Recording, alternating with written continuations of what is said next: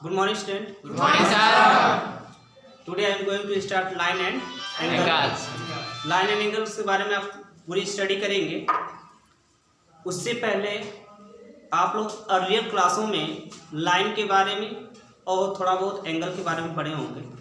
तो यहाँ पे आइए हम चैप्टर स्टार्ट करते हैं। लाइन एंड एंगल्स क्या होते हैं? Line and angles. Line and angles में सबसे पहले हम पढ़ेंगे कि लाइन क्या होता है। लाइन के बारे में जब तक आपको स्टडी नहीं होगी तब तक आप कुछ नहीं समझ पाओगे। लाइन क्या होता है, लाइन कैसे समझेंगे? लाइन को समझने के लिए आपको लाइन सेगमेंट समझना होगा। क्या समझना होगा? Line segment. तो what is the line segment? Anybody know? इसको लाइन सेगमेंट को डिफाइन करने के लिए आप कह सकते हो distance between two point is known as the line segment. Suppose that एक पॉइंट यहाँ पे है और दूसरी पॉइंट यहाँ पे है। यहाँ पे पॉइंट ए एंड बी। तो मैंने क्या बोला? Distance between two point is known as the line segment. तो ये पहला क्या हो जाएगा? पहले लाइन सेगमेंट समझे। Line segment. लाइन सेगमेंट को हिंदी में पता है क्या कहते हैं? जानना चाहोगे? Yes sir. लाइन सेगमेंट को रेखाखंड कहते हैं। क्या कहते हैं? रेखाखंड। So line segment distance between two point is known as the line segment. अब सवाल उठता है लाइन सेगमेंट के बाद हम क्या करेंगे? लाइन को डिफाइन करेंगे। लाइन क्या है? Line segment produce infinitely both side. Means ऐसे लाइन सेगमेंट जो क्या करें? प्रोड्यूस करें। कहाँ तक? इनफाइनाइट तक, दोनों तरफ। मैंने क्या बोला? Infinitely produce infinitely both side. अब देखिए इसको आप क्या बोलेंगे? ये हो गया आपका line. Line segment produce infinitely both side is known as the line. Any problem? No sir. अब उसके बाद लाइन के बाद तब समझेंगे एंगल क्या होता है। एंगल क्या होता है उसको समझिए। एंगल्स, एंगल को समझने के लिए क्या होगा? थोड़ा सा रेज समझाएंगे। रेज जानते हैं? Yes sir. रेज क्या होता है? एक पॉइंट फिक्स, एक लाइन फिक्स। जब किसी फिक्स पॉइंट से किसी वन वे में इनफाइनाइटली लाइन क्या करती है? प्रोड्यूस करती है। देखिए इसको मान लीजिए पॉइंट और ये क्या हो जाएगा आपका ए। अभी क्या होगा? वन वे में जा रहा है, किसी वन डायरेक्शन में। जब कोई लाइन सेगमेंट किसी वन डायरेक्शन में क्या करे? इनफाइनाइटली प्रोड्यूस करे, उसे हम क्या कहते हैं? रेज कहते हैं। क्या कहते हैं? रेज। तो देखिए इसको हम रेज बोलेंगे। तो अब एंगल की डेफिनेशन रेज के थ्रू बनेगी। जब कोई रेज किसी एंड पॉइंट पे क्या हो? फॉर्मेट हो। जैसे क्या हो? ये आपका एंड पॉइंट है। वो एनी ओरिजिनेट द रे, एक यहाँ पे ले लीजिए, ये हो जाएगा आपका एक पॉइंट। किसी एंड पॉइंट पे टू रेज क्या हो? ओरिजिनेट हो। कितने रेज? टू रेज ओरिजिनेट हो। वो क्या करते हैं? किसको फॉर्मेट करते हैं? एंगल्स को। अब देखें यहाँ पे इसको ओ रखेंगे और इसको ए, और यहाँ से ओरिजिनेट होके क्या हुआ है? यहाँ पे चला जाएगा बी। मीन्स अब यहाँ पे जो एंगल बना इसको हम लोग थीटा से रिप्रेजेंट कर सकते हैं। अब यहाँ से ओ ए को हम लोग बोलते हैं इनिशियल रेज। क्या कहा जाता है? Initial rays. और इसको बोला जाता है टर्मिनल रेज। क्या बोला जाता है? Terminal rays. यहाँ पे देता हूँ RUIS। अब जो इसके बीच में फॉर्मेट होता है उसी को हम लोग क्या कहते हैं? एंगल कहते हैं। क्या कहते हैं? एंगल। अब यहाँ से देखो, और एंगल फॉर्मेट होने के लिए क्या होता है कि जब इनिशियल रेज क्या होता है? एंटी क्लॉक क्या होता है? इसको बोलते हैं एंटी क्लॉक जा रहा है। यहाँ से OA जो है कहाँ गया? एंटी क्लॉक गया। एंटी क्लॉक जाता है तो इसे एंटी क्लॉक जाने पे क्या होता है? आपका हमेशा पॉजिटिव एंगल मिलता है। कौन सा एंगल मिलता है? Positive angle. और जैसे इसको हम अगर नीचे लेके आ जाए तो क्या हो जाएगा? वो नेगेटिव। खैर यहाँ पे पॉजिटिव नेगेटिव आप लोग करना वो हायर क्लास में पढ़ेंगे। बट अब यहाँ पे पढ़ेंगे हम टाइप्स ऑफ एंगल। ये क्लियर हुआ? Yes sir. मैंने क्या बताया? लाइन बताया, लाइन सेगमेंट बताया, उसके बाद रेज के बाद हमने एंगल बताया। Yes, sir. क्लियर है? Yes sir. अब हम बात करेंगे यहाँ पे लाइन एंड एंगल्स के बाद हम टाइप्स ऑफ एंगल की बात करेंगे, ठीक है? इसको इरेज करके मैं टाइप्स ऑफ एंगल बताता हूँ। टाइप्स ऑफ एंगल कितने हैं? यहाँ पे आपका हो जाएगा types of angles. Types of angle आइए समझिए कितने होते हैं। टाइप्स ऑफ एंगल जो होते हैं, मैं कुछ एंगल्स के नाम बता दूं। 5 या 6 टाइप्स के मिलेंगे आप लोगों को। फर्स्ट, पहला क्या हो जाएगा आपका एक्यूट एंगल। क्या होता है? Acute angle. आइए पहले है कहीं सबका समझाते हुए और इसका नेम हम राइट करें। सबसे पहले एक्यूट एंगल को समझिए। Those angle measure at, Less than that. ठीक है, यहाँ पे मैं एक्सप्लेन कर रहा हूँ, इसकी डेफिनेशन नहीं राइट कर रहा हूँ। Those angle measure at greater than 0 degree less than 90 degree is known as the acute angle. Means आप जो है एक्यूट एंगल को कैसे फॉर्मेट कर सकते हैं? अगर नहीं समझ में आ रहा तो मैं उसको लिख सकता हूँ those angle measure eight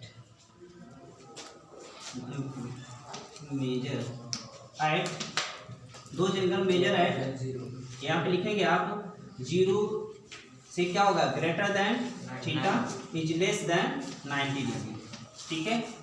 is known as कौन सा एंगल? Acute angle. Acute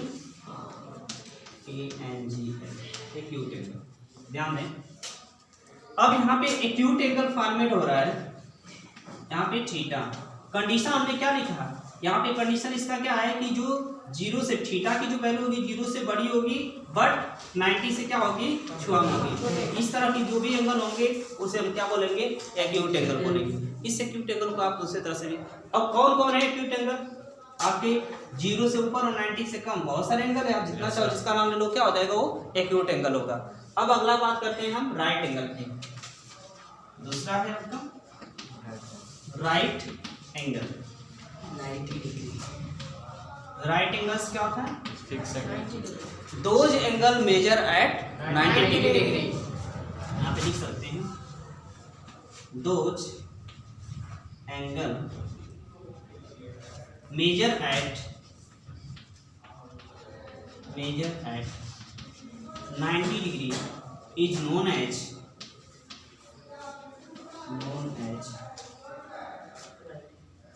right angle.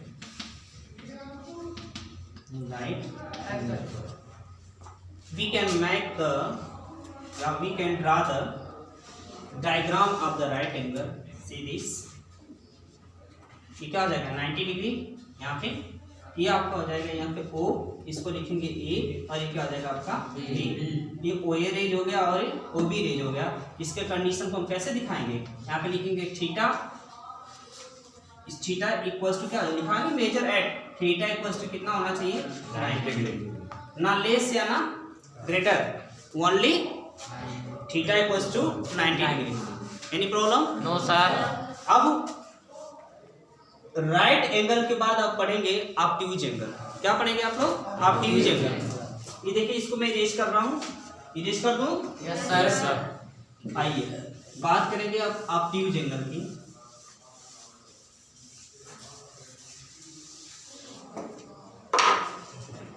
अगला है आप लोगों का third obtuse angle.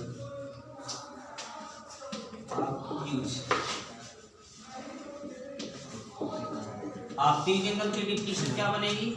Those angle more than 90 degree and less than 180 degree is known as the obtuse angle. इसको आप कैसे बना सकते हो? ऐसे, यहाँ पे थीटा बनेगी A 0 एंड B। क्लियर है? अब इससे क्या करें? इसके स्टेटमेंट को कैसे राइट कर सकते हो? Theta is less than 180 and greater than 90 degree. इस एंगल को हम क्या बोलते हैं? Obtuse angle. Any problem? Okay.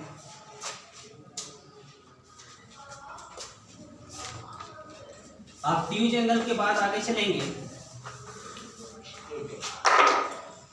Fourth पे straight angle.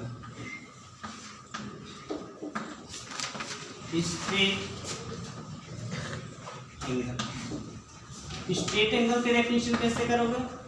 Those angle measure at 180 degree is known as the straight angle. इसे स्ट्रेट एंगल को आप कैसे शो कर सकते हो?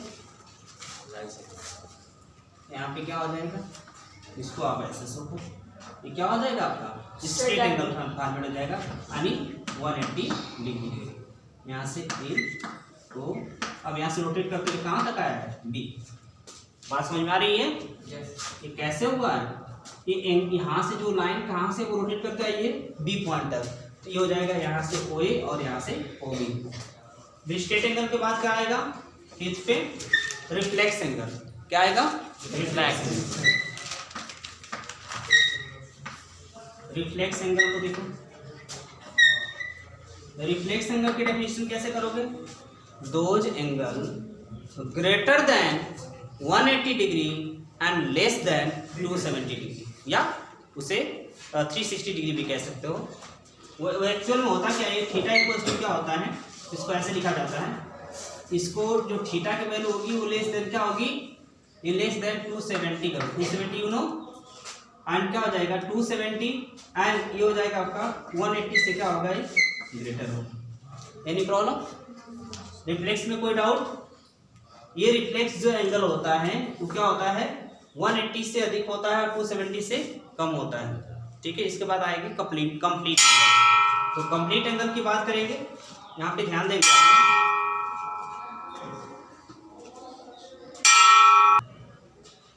देखो इसमें क्या बता रहा हूँ कि ये 180 है, ये लेस देन थीटा है। ये क्या कर सकते हो? इसको अगर ऐसे 360 भी कर सकते हो तुम, क्योंकि 270 में कुछ एंगल रह जाएंगे तो वहाँ पे प्रॉब्लम आएगी कि नहीं आएगी? So those angle measure at those angle less than 360 and greater than 180 is known as क्या होगा? ये रिफ्लेक्स एंगल। इसको दिखाएंगे कैसे, वो देखो इस एंगल को आप ऐसे शो कर सकते हो।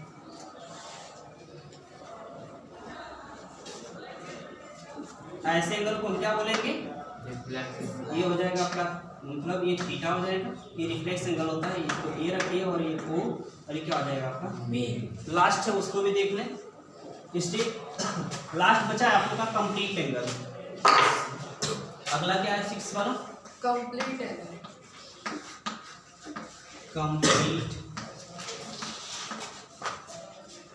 Complete angle.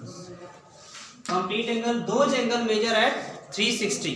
Those angle measure at 360 means पूरी तरह से क्या हो जाता है? कंप्लीट मीन्स इसको ऐसे ड्रा कर दें, यहाँ से पॉइंट है और क्या आ जाएगा? ये ऐसे, इसे हम 360 एंगल पे इसको लिख सकते हो। थीटा इक्वल टू क्या हो जाएगा? 360। मैंने 6 एंगल बताएं। अब 6 एंगल में किसी को डाउट हो तो बोल सकता है।